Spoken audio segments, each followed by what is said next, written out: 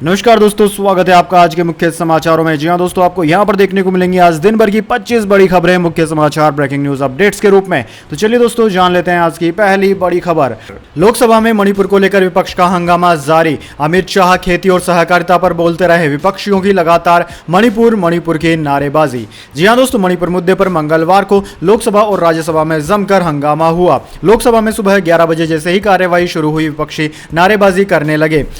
Speaker ने 3 minute बाद ही सदन को 2 बजे तक के लिए स्थगित कर दिया। यही स्थिति लोकसभा के दोबारा शुरू होने पर भी बनी रही। सांसदों ने सदन में नारेबाजी की और अध्यक्ष की आसंदी के पास पहुंचकर इंडिया फॉर मणिपुर के पोस्टर दिखाए, जिसके बाद लोकसभा दोबारा 5 बजे तक के लिए स्थगित कर दी गई। उधर दोस्तों, राज्यसभा में भी ऐसे ही हालात रहे। कार्यवाही पहले 12 बजे और फिर 2 बजे तक स्थगित करनी पड़ी। मणिपुर के मसले पर चर्चा की मांग को लेकर कांग्रेस और आम आदमी पार्टी समेत विपक्षी दल स्थगन प्रस्ताव लाए थे। राज्यसभा तीसरी बार नारेबाजी के बीच शुरू हुई। 2 घंटे से ज्यादा समय तक कार्यवाही चली। इस दौरान संविधान आदेश विधेयक 2022 पारित हुआ।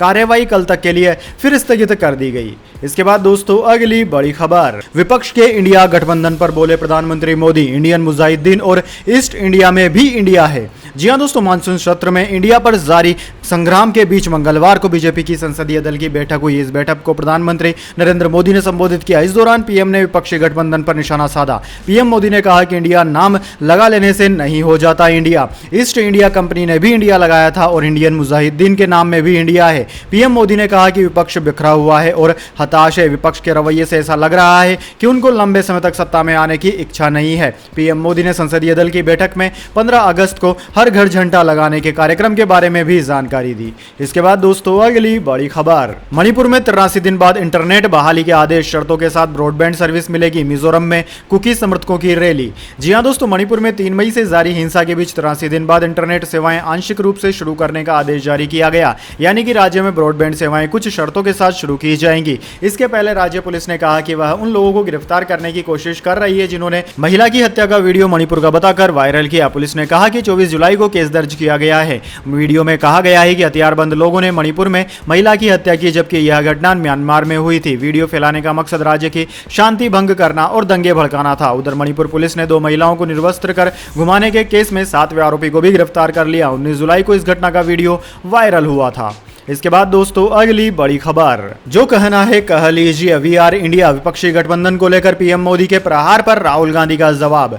जी हां दोस्तों, कांग्रेस नेता राहुल गांधी ने प्रधानमंत्री मोदी के विपक्षी गठबंधन पर दिए गए बयान को लेकर पलटवार किया है। राहुल गांधी ने कहा है कि पीएम मोदी, आप जो चाहे कह लीजिए, हम इंडिया हैं। दरअसल पीएम मोदी ने मंगलवार को बीजेपी की संसदीय दल की बैठक में विपक्षी गठबंधन पर निशाना साधा था। पीएम मोदी ने कहा था कि इंडिया नाम लगा लेने से ही नहीं हो जाता। ईस्ट इंडिया कंपनी में भी इंडिया है और इंडियन मुजाहिदीन के नाम में भी इंडिया है। वहीं दोस्तों, राहुल गांधी ने इस पर पलटवार करते हुए ट्वीट कर कहा कि आप हमें जो चाहें बुला लें मोदी जी, हम भारत हैं। हम मणिपुर को ठीक करने और हर महिला और बच्चे के आंसू पोंछने में मदद करेंगे। हम राज्य के सभी लोगों के लिए प्यार और शांति वापस लाएंगे। हम मणिपुर में भारत के विचार का पुनर्निर्माण करेंगे। वहीं दोस्तों, कांग्रेस अध्यक्ष और राज्यसभा में विपक्षी दल के नेता मल्लिकार्जुन खड़गे ने भी प्रधानमंत्री मोदी पर पलटवार करते हुए कहा, कितने सारे प्रतिनिधि संसद में 4 दिन से 267 के तहत नोटिस दे रहे हैं। ऐसा पहली बार नहीं है। इस सदन में बीजेपी सरकार के दौरान ही 267 के तहत चर्चा हो चुकी है। कांग्रेस सरकार में भी 267 के तहत चर्चा हो चुकी है। लेकिन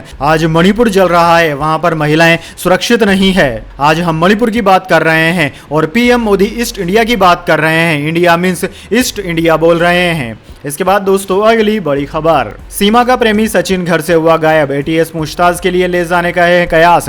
सीमा को डिटेंशन सेंटर भेजा जा सकता है। जी हां दोस्तों, सीमा हैदर मामले में मंगलवार दोपहर नया अपडेट आया है। सचिन घर से गायब है। आशंका है कि एटीएस उसे अपने साथ ले गई है। माना जा रहा है कि एटीएस उससे आधार कार्ड हेराफेरी मामले में पूछताछ कर सकती है। हालांकि पुलिस ने इसकी पुष्टि नहीं की है। इससे पहले रविवार को भी नोएडा पुलिस सचिन को बुलंदशहर लेकर गई थी। यहां आधार कार्ड में हेरफेर करने वाले जनसेवा केंद्र के संचालक 2 भाइयों को गिरफ्तार किया गया था। उधर सीमा को पुलिस पाकिस्तान भेजने की तैयारी में है। उसे जल्द ही डिटेंशन सेंटर भेजा जा सकता है। सीमा की आईडी, उसके और बच्चों के पासपोर्ट पाकिस्तान एम्बेसी भेज दिए गए हैं। एम्बेसी डॉक्यूमेंट्स पाकिस्तान सरकार को भेजकर सीमा की रिपोर्ट लेगी। अगर पाक सरकार मानती है कि सीमा वहां की नागरिक है तो उसे एम्बेसी के हवाले किया जाएगा, अन्यथा सबूतों के आधार पर उसे डिटेंशन सेंटर में रखा जाएगा। इसके बाद दोस्तों अगली बड़ी खबर, राजस्थान की अंजू ने पाकिस्तान में दूसरी शादी की, फेसबुक फ्रेंड से कोर्ट मैरिज के लिए इस्लाम कबूल किया, नया नाम फातिमा। जी हां दोस्तों, खबर है कि अलवर से पाकिस्तान अपने बॉयफ्रेंड के पास पहुंची अंजू ने इस्लाम कबूल कर शादी कर ली है। इस्लाम धर्म अपनाने के बाद उसने अपना नाम फातिमा कर लिया है। समाचार एजेंसी पीटीआई ने यह दावा किया है। 34 साल की अंजू पाकिस्तान में अपने 29 साल के बॉयफ्रेंड नसरुल्लाह के साथ रह रही थी। 2019 में फेसबुक पर दोनों के बीच दोस्ती हुई थी। समाचार एजेंसी पीटीआई के मुताबिक दोनों ने पेशावर के लोकल कोर्ट में शादी की। मोहर्रार सिटी पुलिस स्टेशन के एक सीनियर अधिकारी के हवाले से पीटीआई ने दावा किया कि अंजू और नसरुल्लाह के बीच निकाह हो गया है। वे दोनों डीरबाला की जिला कोर्ट में पहुंचे थे। उनके साथ कुछ पुलिस अफसर, वकील और नसरुल्लाह के परिवार के सदस्य भी थे। इसके बाद दोस्तों अगली बड़ी खबर, चीन ने अपने विदेश मंत्री किन गेंग को पद से हटाया, 1 महीने से थे लापता, वांग पी को मिली जिम्मेदारी। जी हां दोस्तों, चीन के विदेश मंत्री किम गेंग को मंगलवार को पद से हटा दिया गया। गेंग की जगह वांग यी को विदेश मंत्री की जिम्मेदारी सौंपी गई है। वो पहले भी ये पद संभाल चुके हैं। वांग यी इस समय दक्षिण अफ्रीका में ब्रिक्स की बैठक को लेकर गए हुए हैं। ब्रिक्स देशों में ब्राजील, रूस, भारत, चीन और दक्षिण अफ्रीका शामिल है। दोस्तों, न्यूयॉर्क टाइम्स की रिपोर्ट के मुताबिक किन गेंग महिला पत्रकार से वैवाहिक संबंध होने के कारण काफी समय से लापता हैं। उन्हें आखिरी बार 25 जून को रूस के विदेश मामलों के उप मंत्री रुडेको आंद्रे यूरेविच के साथ बैठक के दौरान देखा गया था। हालांकि इस पर चीन के विदेश मंत्रालय ने कहा था कि गेंग को स्वास्थ्य संबंधी परेशानी है, इस कारण वो नहीं दिख रहे हैं। इसके बाद दोस्तों अगली बड़ी खबर, अवार्ड वापसी पर लगाम लगाने की तैयारी, पार्लियामेंट्री कमेटी बोली पुरस्कार पाने वाले कैंडिडेट से शपथ लें, वे अवार्ड नहीं लौटाएंगे। जी हां दोस्तों, देश में पिछले कुछ साल से अवार्ड वापसी का चलन काफी तेज हुआ है। इस पर लगाम लगाने के लिए पार्लियामेंट्री कमेटी ने अंडरटेकिंग फॉर्म भरवाने की सिफारिश की है। कमेटी का कहना है कि अवार्ड पाने वाले विजेताओं से पहले ही फॉर्म पर सिग्नेचर करवा लिए जाएं कि वे भविष्य में अपना अवार्ड नहीं लौटाएंगे। कमेटी ने अवार्ड वापसी के मुद्दे को देश का अपमान बताया। उसने कहा कि इससे पुरस्कारों की साख पर असर पड़ रहा है। इस कमेटी में लोकसभा के 21 और राज्यसभा के 10 मेंबर शामिल है। संस्कृति मंत्रालय से जुड़ी संसद की इस स्टैंडिंग कमेटी के अध्यक्ष राज्यसभा सांसद व वाईएसआर कांग्रेस के वरिष्ठ नेता वी विजय साई रेड्डी हैं। दोस्तों, पार्लियामेंट्री कमेटी ने साल 2015 में कर्नाटक के प्रख्यात लेखक कलमुर्गी के हत्या के बाद अवार्ड वापसी मामले का भी जिक्र किया। उसने कहा कि भारत लोकतांत्रिक देश है, हमारा संविधान हर नागरिक को भाषण और अभिव्यक्ति की आजादी देता है।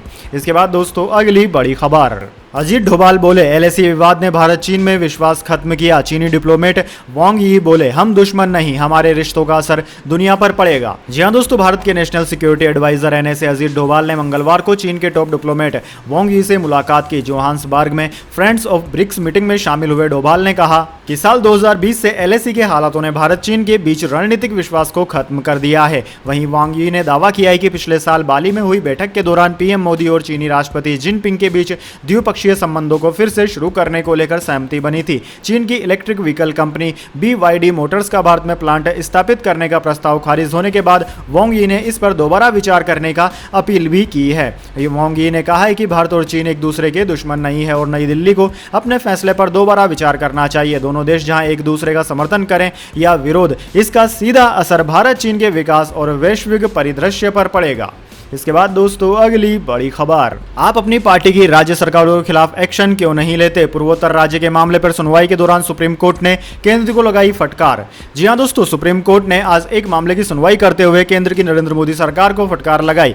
सुप्रीम कोर्ट ने भाजपा शासित राज्यों के खिलाफ कड़ा रुख अपनाने में विफल रहने पर केंद्र सरकार को फटकार लगाई। पूर्वोत्तर राज्य नागालैंड में आरक्षण मुद्दे पर केंद्र सरकार के खिलाफ सुप्रीम कोर्ट ने सख्त टिप्पणी की। सुप्रीम कोर्ट ने सवाल उठाया कि राज्य में महिलाओं के लिए आरक्षण क्यों लागू नहीं किया गया। सुप्रीम कोर्ट ने केंद्र से कहा कि आप अपनी ही पार्टी की राज्य सरकारों के खिलाफ कार्रवाई क्यों नहीं करते। सुप्रीम कोर्ट ने केंद्र से कहा कि आप अन्य राज्य सरकारों के खिलाफ तो कड़ा रुख अपनाते हैं जो आपके प्रति उत्तरदायी नहीं है, लेकिन जिस राज्य में आपकी पार्टी की सरकार होती है वहां आप कुछ नहीं करते। जस्टिस कौल ने पूछा कि क्या महिलाओं के लिए आरक्षण के खिलाफ कोई प्रावधान है, महिलाओं की भागीदारी का विरोध क्यों, जबकि जीवन के सभी क्षेत्रों में महिलाएं समान रूप से शामिल हैं। इसके बाद दोस्तों अगली बड़ी खबर, आज धरती के चारों तरफ अंतिम बार बदलेगा चंद्रयान 3 का ऑर्बिट, इसके बाद निकलेगा अंतरिक्ष के एक्सप्रेसवे पर। जी हां दोस्तों, चंद्रयान 3 25 जुलाई दोपहर 2 बजे से 3 बजे के बीच में आखिरी बार धरती के चारों तरफ चक्कर लगा रहा है। यह 5वां अर्थ ऑर्बिट मैन्यूअर है। इसके बाद चंद्रयान 3 को सीधे चंद्रमा की ओर ले जाने वाले हाईवे पर भेज दिया जाएगा। चंद्रयान 3